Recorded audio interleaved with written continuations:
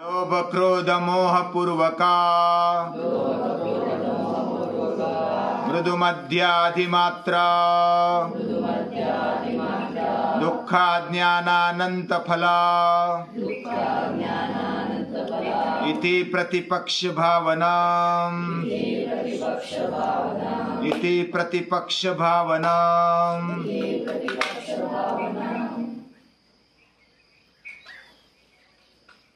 Four wheeler अभी सभी को मालूम है। फोर व्हीलर में स्टीयरिंग है, क्लच है, ब्रेक है,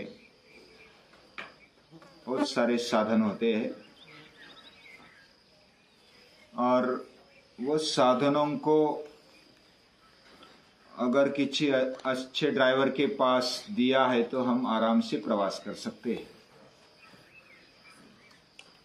अगर वही अपने कंट्रोल में नहीं है, वही व्यसन करता है,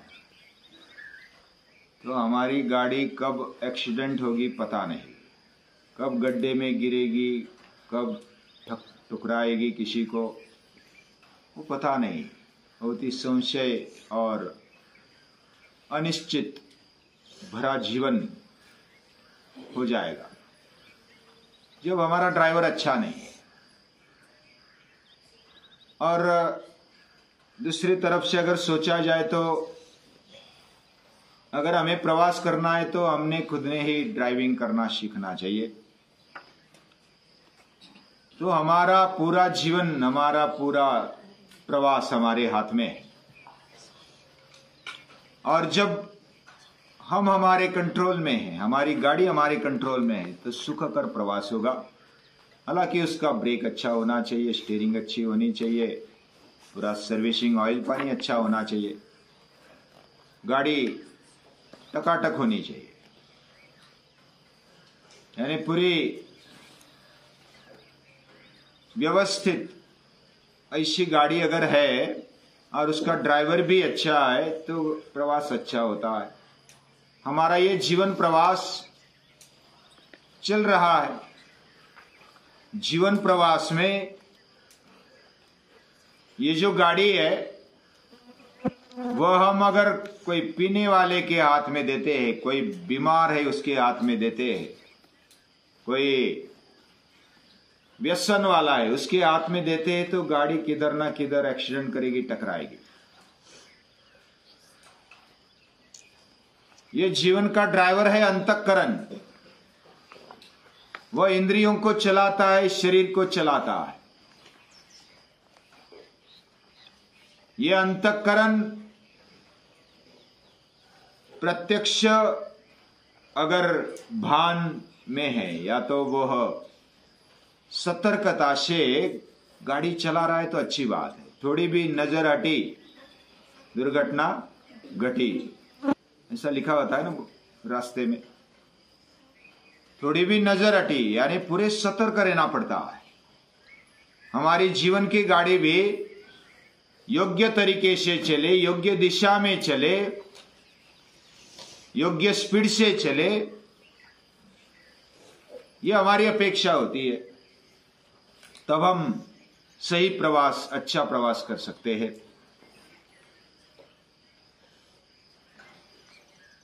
गाड़ी में ड्राइवर अगर अपने मन से चले और जो मालिक है उसके मुताबिक न चले तो ये अच्छी बात नहीं है। हमारा खुद का मालिक है, यानी हमारे जीवन का मालिक है अंदर बैठी हुई शक्ति, आत्मशक्ति, और वह मालिक के हिसाब से हमारा अंतःकरण चलना चाहिए, ड्राइवर चलना चाहिए। ड्राइवर अगर शुद्ध है, सतर्क है, सावधान है तो गाड़ी अच्छी चलती है। गाड़ी में समस्याएं आती है, बार बार पानी बदलना पड़ता है, ऑयल बदलना पड़ता है, सर्विसिंग करनी पड़ती है, रिपेयरिंग करना होता है, टायर बदलने पड़ते हैं जब जरूरत है, तब बहुत सारा कार्य करना पड़ता है। यह समय पर करना मतलब योग करना, अष्टांग का साधन हमारे जीवन में होना चाहिए। ये जो अष्टांग साधना है वह हमारे जीवन में अच्छी तरह से चलती है। उसमें यम है, नियम है, आसन है, प्राणायाम है, प्रत्याहार है, धारणा है, ध्यान और समाधि। ये अष्टांग यानी अलग अलग, जैसे कि व्हील है, ब्रेक है, क्लच है, बाकी स्टीयरिंग है, पूरा बॉडी है। इसको अच्छी तरह से हमें चलाना है तो हम हमारे कंट्रोल में होनी चाहिए। और जब हमारा मन, हमारे इंद्रिय ये सही तरीके से मालिक के कहने पर और सतर्कता से चलते हैं तो जीवन सही मार्ग पर जाएगा ही जाएगा। और यह हर रोज की सर्विसिंग, हर रोज का ऑयल पानी देखना कि हमारा कर्तव्य है। हमने खाया पिया, व्यायाम किया, नींद अच्छी ले ली, मन को, अंतःकरण को अपने कंट्रोल में रखा तो हमारा ये वाहन है, साधन है, ये अच्छी तरह से रहेगा, चलेगा और वो बहुत ही तंदुरुस्त रहेगा। और ये हमारे हाथ में है। जैसे शरीर में बिगाड़ आता है, जैसे ज्यादा खा लिया, पचा नहीं जल्दी तो डिसेंट्री हो जाती, या तो कॉन्स्टिपेशन हो जाता है। कॉन्स्टिपेशन पता है? यानी पचा नहीं, और जब पचने लगता है तो थोड़ा थोड़ा पचता है, बार बार टॉयलेट जाना पड़ता है, गया वापस आए, फिर गए, फिर वापस आए। कॉन्स्टिपेशन में पूरी दुर्बलता आ जाती है, डिहाइड्रेशन हो जाता है, उसको डायरिया भी बोलते हैं। डायरिया में पूरा एक्सर्शन होता है, बॉडी एक्सर्शन, और बार बार जा जाके डिहाइड्रेशन हो गया, पूरा शरीर दुर्बल हो गया, लट लट करने लगते हैं कोई कोई तो। शरीर को डायरिया हो गया तो हम दुर्बल बन जाते हैं। अगर हमारे अंतःकरण को डायरिया हो गया, कॉन्स्टिपेशन हो गया, तो बार बार जाना पड़ता है टॉयलेट। वैसे मन को भी बार बार गैरेज में जाना पड़ता है, वो दुर्बल बन जाता है, उसकी मजबूती चली जाती है, वह पूरा उसकी जान चली जाती है।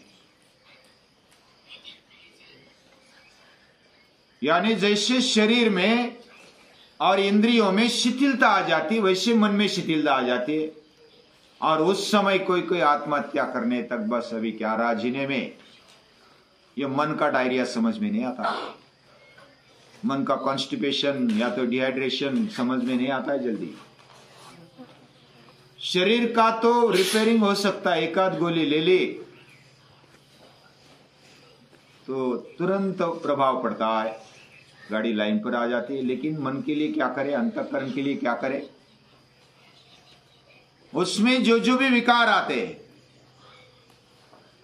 विकार में क्या क्या है? क्लेश है, अविद्या, अस्मिता, राग, द्वेष और अभिनिवेश। ये क्लेश आ जाते हैं और यम नियम के विरुद्ध बातें आ जाती है, वितर्क उसको बोलते हैं। अहिंसा के बदले हिंसा होने लगती है, मन में आने लगती है। प्रामाणिकता से रहने के बदले अप्रामाणिक रहना अच्छा लगने लगता है।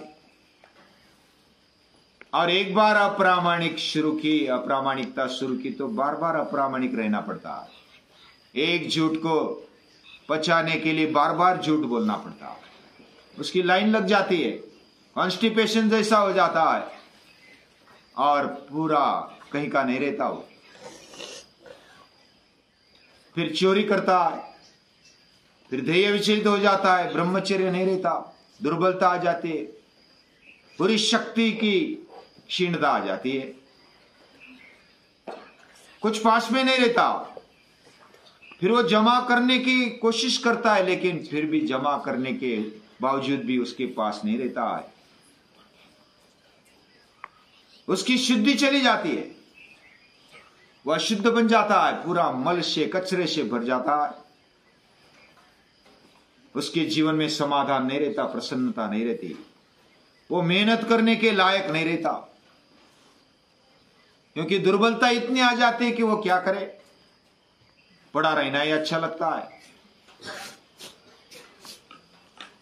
और इसलिए स्वाध्याय भी छूट जाता है,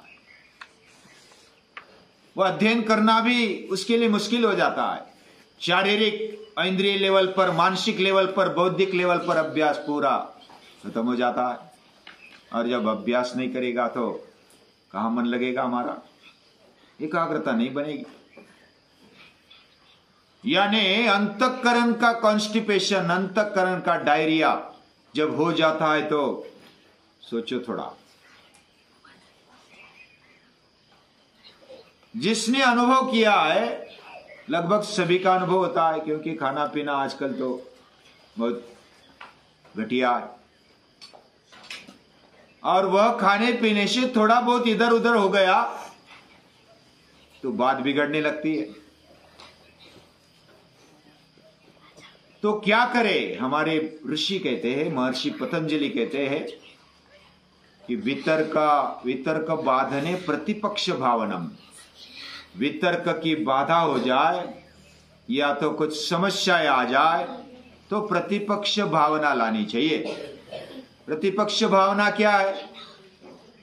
और जब ऐसी प्रतिपक्ष भावना, यानी कि अहिंसा के बदले हिंसा करने की जो वृत्ति है ना, उसको नकारना।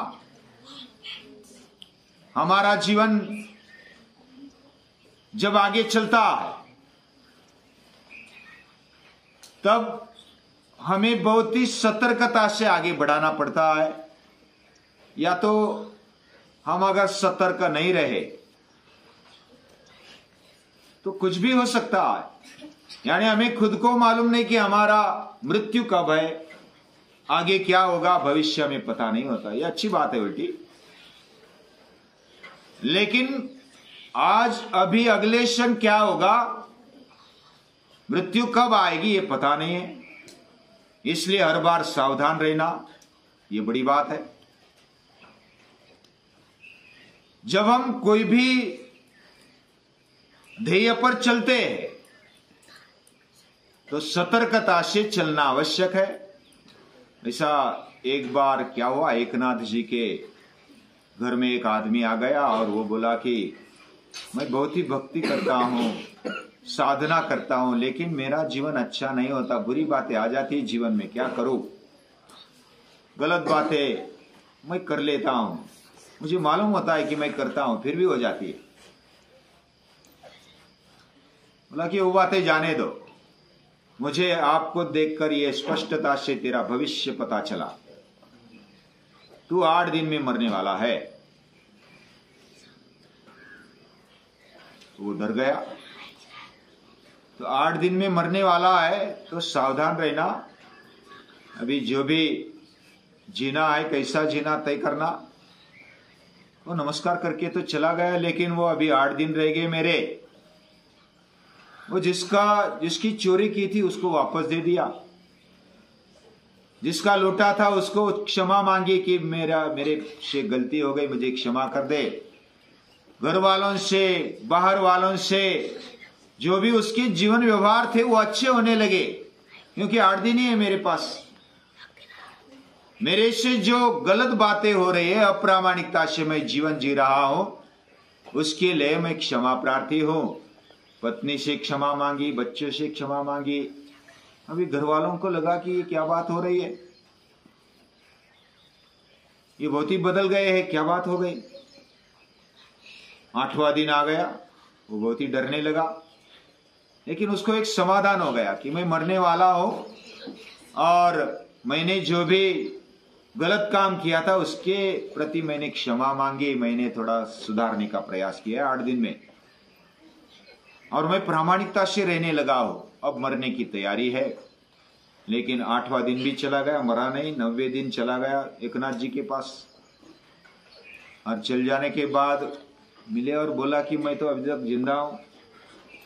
एकनाथ जी बोले कि भगवान की कृपा है।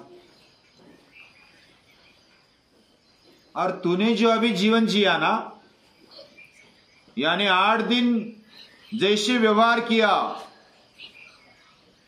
जैसे एक दूसरे से संबंध रखे, और मृत्यु 8 दिन में आने वाली है ऐसा सोचकर जो जिया, तो कैसा लगा?